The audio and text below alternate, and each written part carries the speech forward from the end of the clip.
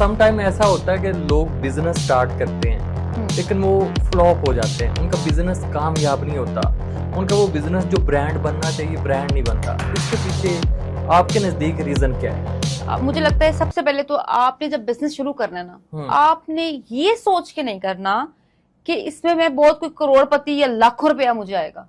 आपने अपने माइंड में ये रखना है कि हर बिजनेस को 6 महीने लगते हैं। फिर दूसरा, आपने मोटिवेट रहना है कि कुछ नहीं होता, अगर नहीं भी हो रहा, ऑर्डर्स नहीं भी आ रहे हैं तो कोई मसला नहीं है। तीसरी चीज मेरा ख्याल है कि ज्यादातर बिजनेसेस जो चीज दिखाते हैं डिलीवरी के टाइम पे वो चीज डिलीवर नहीं की जाती। तो आप एक दफा तो हर बंदा ले लेता है, बात तब है जब आपसे वही क्लाइंट 2 दफा 3 दफा और 4 दफा ले।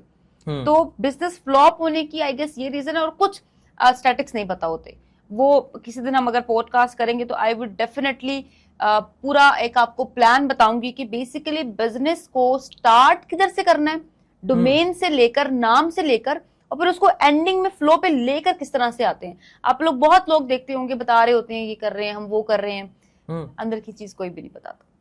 ना आपको कॉस्टिंग कोई बताता है, ना आपको ये बताता है कि बेसिकली ब्रांड में चीजें क्या क्या इस्तेमाल होती हैं। अब लोगों को नहीं पता कि अच्छा फ्लायर्स कहाँ से लेने हैं, टेपिंग किस लिए इंपॉर्टेंट होगी, किस तरह से पैक करेंगे तो जब पैकेज क्लाइंट के पास जाएगा तो वो डैमेज नहीं होगा। हम इन चीजों पे नहीं, हम कहते हैं मेटा एड्स लगा लें, आप आए हम आपको सिखाते हैं एड्स कैसे लगाने हैं, बस आप एड लगाएंगे ऑर्डर आएगा ऑर्डर चला जाएगा। ये नहीं होता।